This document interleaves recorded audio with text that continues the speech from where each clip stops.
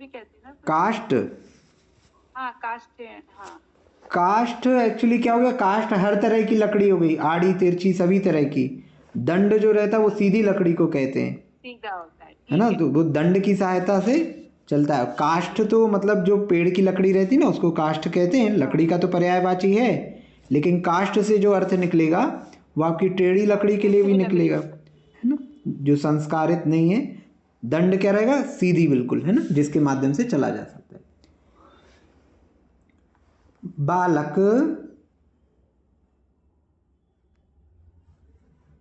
गेंद से खेलता है,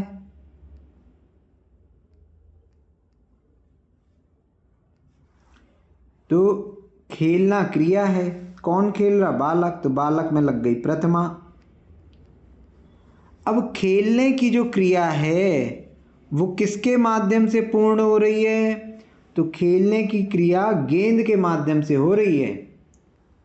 गेंद नहीं होगी तो वो खेलेगा नहीं, दंड नहीं होगा तो वो चल नहीं पाएगा, चक्र नहीं होगा तो वो मारेगा कैसे, तो गेंद के माध्यम से खेल रहे हैं, तो गेंद में लग जाएगी तृतीया।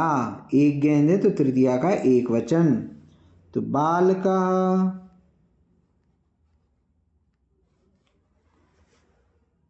गेंद को कहते कंदु के कंदुक, तो कंदुकेन क्रीडति, बालक गेंद से खेलता है।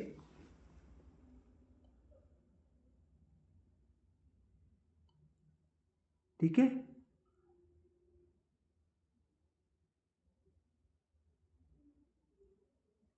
बच्चे को क्या कहते हैं भैया? बच्चा बालक हो गया ना। नहीं, जैसे माता बच्चे को पाल की रक्षा करती है, तो उसमें कैसे आएगा? शिशु। शिशु, ठीक है ना। हाँ शिशु, हाँ सही है। हाँ ठीक।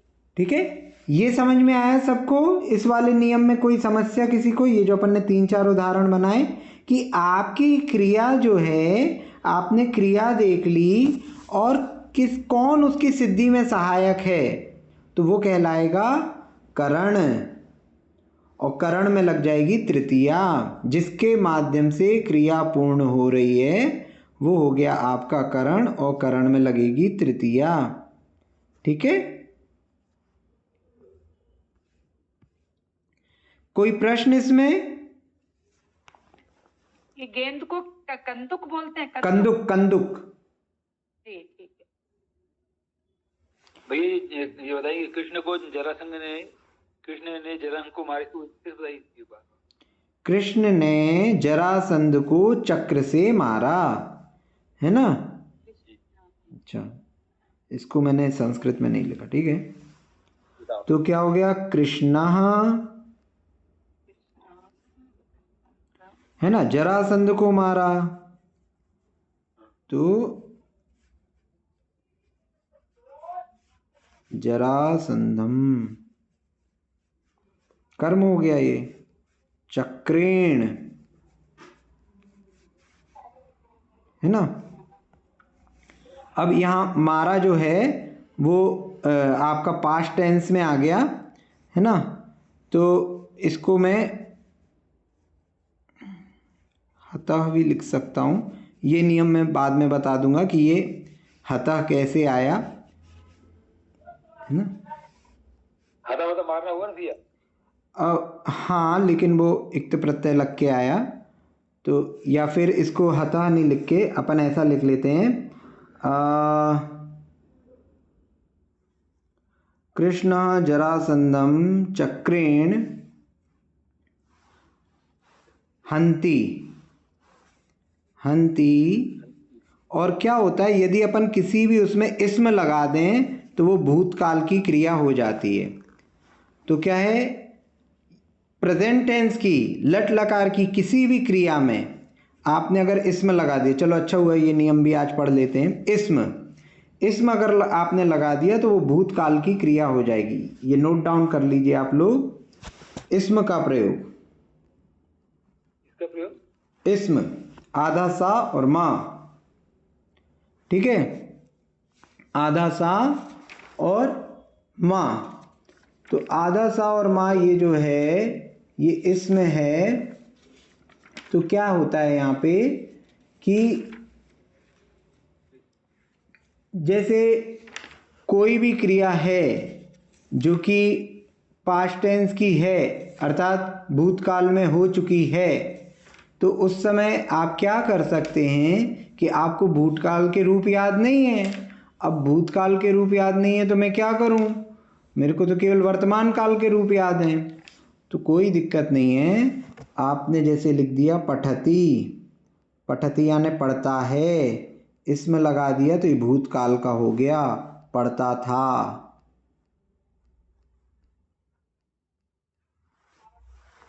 गच्छति, गच्छति यानी जाता है, इसमें लगा दिया तो जाता था।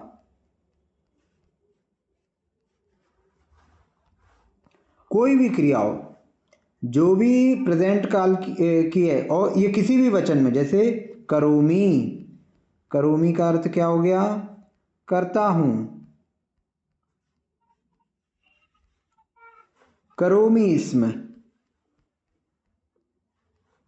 करता हूँ। करोमी इसमें कहा तो करता था।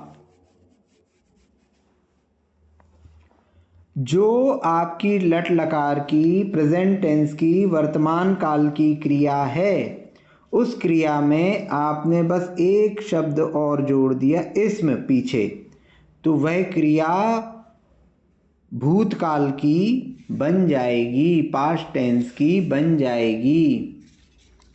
जैसे भैया जी राम मंदिर गया तो हम कहेंगे राम राम मंदिरम गच्छति स्म।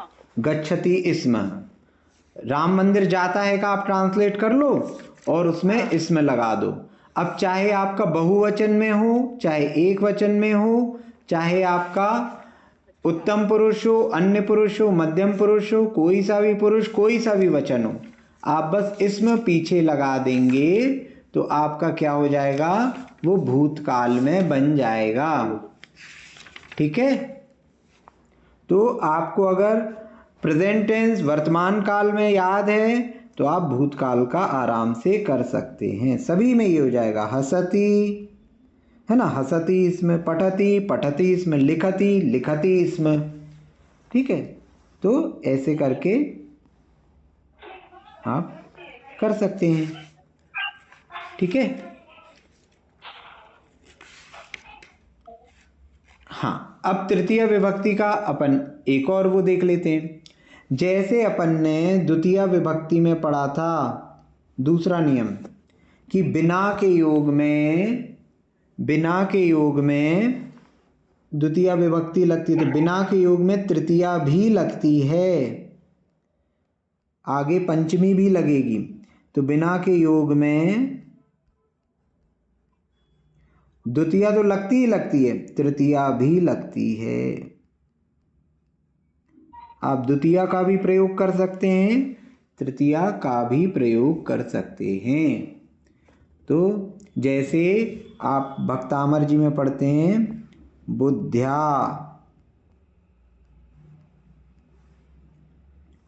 बुद्ध्या विनापि, है ना, तो बुद्ध्या विना धन अपि, तो बुद्ध्या विनापि। तो ये बुद्ध्या कहाँ से आया, तो जब आप बुद्धि के रूप चलाओगे तो बुद्धि जो है वो स्त्रीलिंग में है।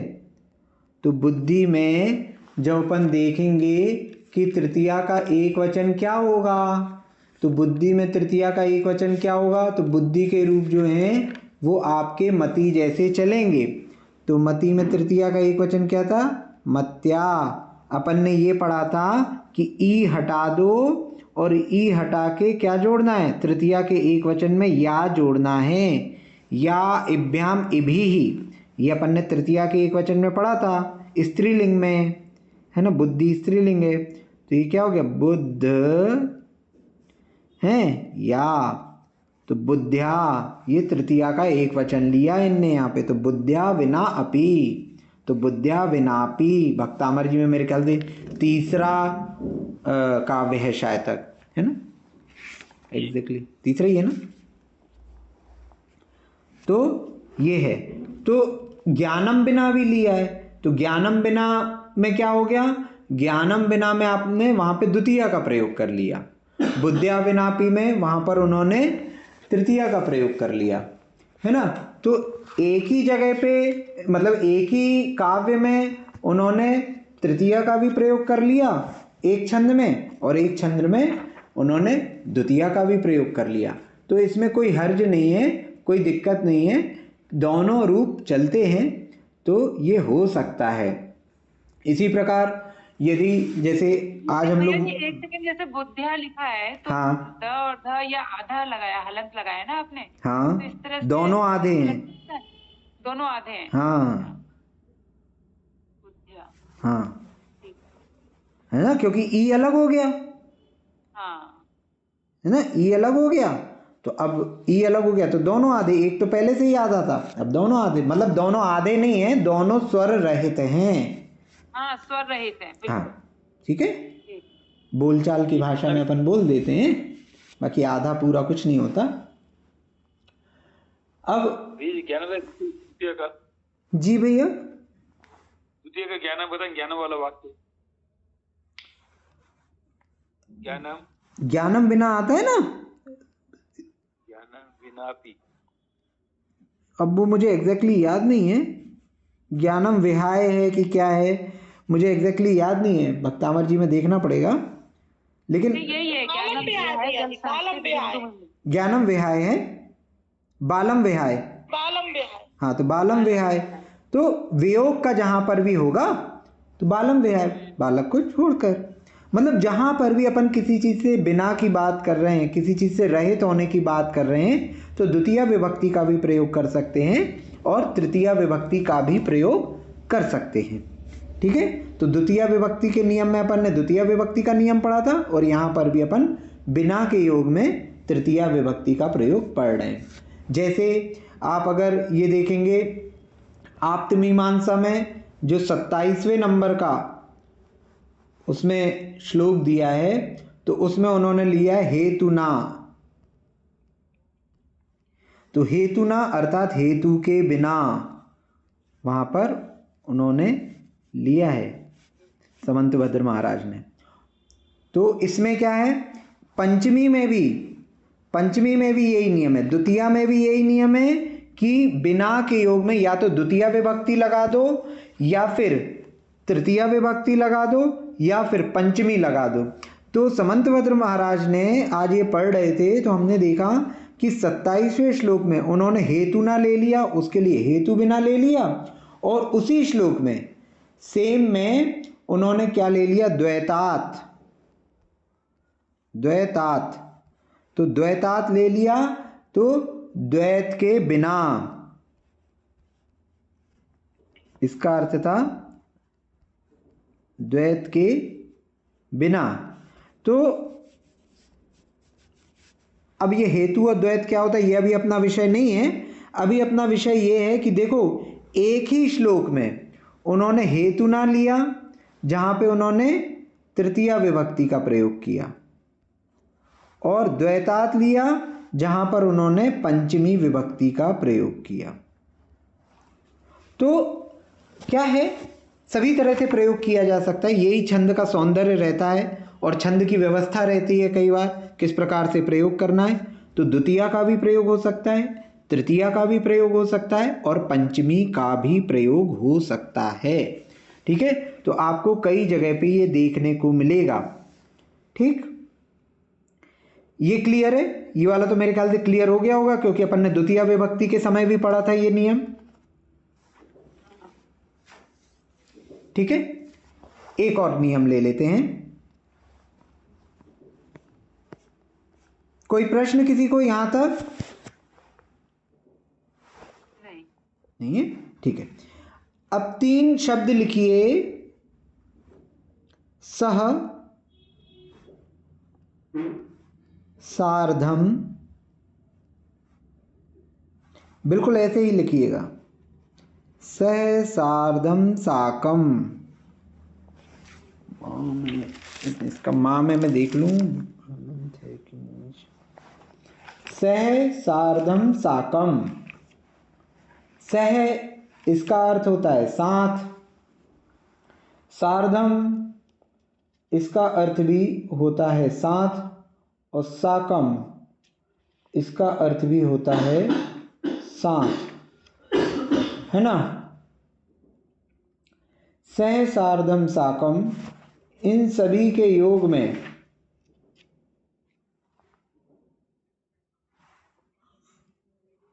यहाँ पे हलंत है।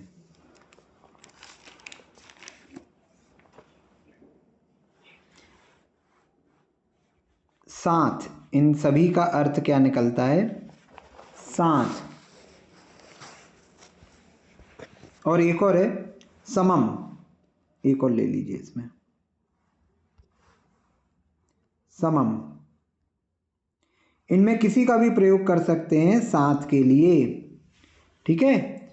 सीता राम के साथ वन जाती है, शिष्य गुरु के साथ रहता है ना। तो ये साथ का अपन कई बार प्रयोग करते हैं। मैं तुम्हारे साथ पढ़ाई करता हूँ, तो सह सार्धम साकम, जिसके साथ, ठीक है, जिसके साथ हो उसमें तृतीया,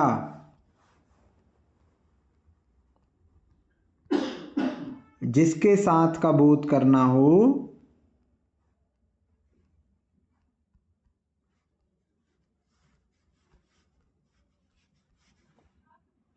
उसमें तृतीया लगेगी,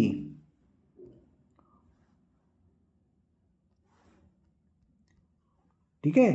सह और साथ के लिए आप सह सार्धम साकम समम, इनमें से किसी भी शब्द का प्रयोग कर सकते हैं। अब जैसे मैंने कहा सीता राम के साथ जाती है,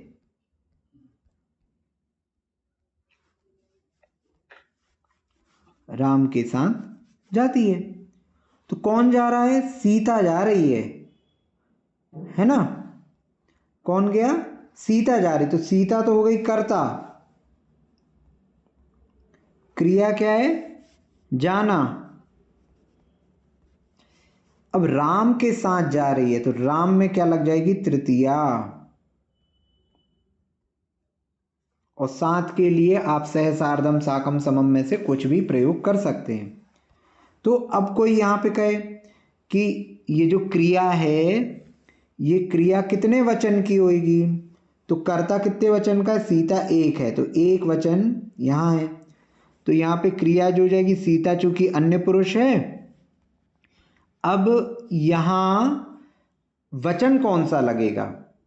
तो यहाँ पर वचन जो कर्ता का वचन होता है वही लगता है, इसलिए आंख बंद करके एक वचन।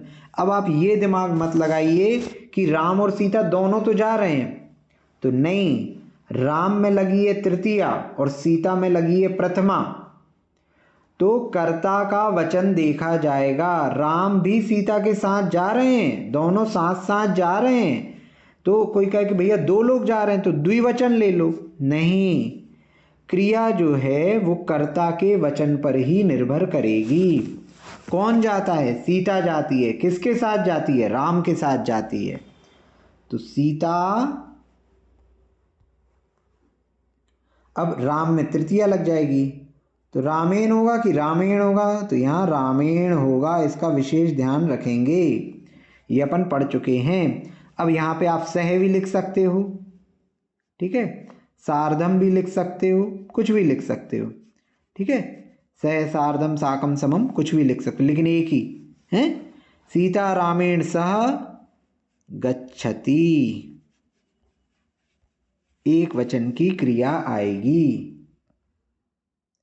और यदि हम ये कह देते राम सीता के साथ जाते हैं, कहा नहीं जाता ऐसे अपन, लेकिन व्याकरण के लिए पढ़ रहे हैं, राम सीता के साथ जाते हैं। तो अब यहां कर्ता कौन हो गया? राम। किसके साथ जा रहे? सीता के साथ, तो सीता में लगेगी तृतीया, क्योंकि सीता के साथ हो गए अब, और राम में लगेगी प्रथमा, तो क्या हो जाएगा? रामः। सीता के रूप किसके जैसे चलेंगे? लता के जैसे चलेंगे तो सीता सीते सीताः, सीताम सीते सीताः।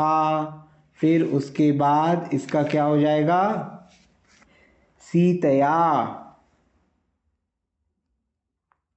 सीतया तृतीया का एक वचन। रामः सीतया सह यसार्धं यसाकं यसमं गच्छति। ठीक है। अब अगर हम कहते ये भी हो हैं, सकता है फिर जैसे भैया जी, ये भी हो सकता है जैसे कि सीता राम और लक्ष्मण के साथ जाती है। हाँ तो सीता राम और लक्ष्मण के साथ जाती है, ठीक है। सीता, तो दोनों में फिर क्या आएगी, राम और लक्ष्मण दोनों में? हाँ सीता राम और लक्ष्मण के साथ जाती है। तो अब यहाँ आपका क्या हो गया? द्विवचन हो गया। ये किन के साथ जा रही है? तो राम और लक्ष्मण के साथ जा रही है, के साथ जाती है। तो जाने वाली तो सीता अकेली ही है, लेकिन राम और लक्ष्मण के साथ जाए तो कर्ता जो है आपका वो सीता है, तो सीता में लग जाएगी प्रथमा। और राम और लक्ष्मण के साथ, दो लोगों के साथ बोला है, तो राम और लक्ष्मण हो गए, तो यहाँ पे हो जाएगा तृतीया। ठीक है। जाती है तो जाती है में एक वचन की क्रिया लग जाएगी, क्योंकि सीता अकेली है, तो सीता, सीता का एक वचन हो जाएगा सीता। अब राम और लक्ष्मण में तृतीया लगाओ, तो रामेण लक्ष्मण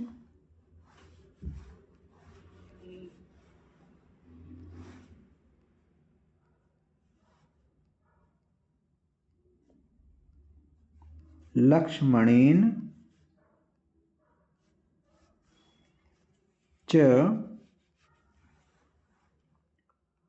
गच्छति, जाती है। सह और आएगा। हाँ हाँ, सॉरी सॉरी, सह। हाँ। सह, सह के स्थान पे आप सार्धम भी ले सकते हो, साकम भी ले सकते हो, समम भी ले सकते हो। मैंने केवल सह का प्रयोग किया है, लेकिन ये चारों, और इनमें ऐसा कुछ नहीं है, वरना आप सोचो कि सह का ही प्रयोग करना था, सार्धम का नहीं। ठीक है, अपना समय हो गया है, जिनवाणी स्तुति कर लेते। आपका होमवर्क आपके पास है, आप लोग को 10 सेंटेंस अपने डेली रूटीन के भेजने हैं, और उसके साथ द्वितीया का प्रयोग कहाँ कहाँ होगा ये आपको लिख के भेजना है। सभी को जय जिनेंद्र। जिनवाणी स्तुति कर लेंगे।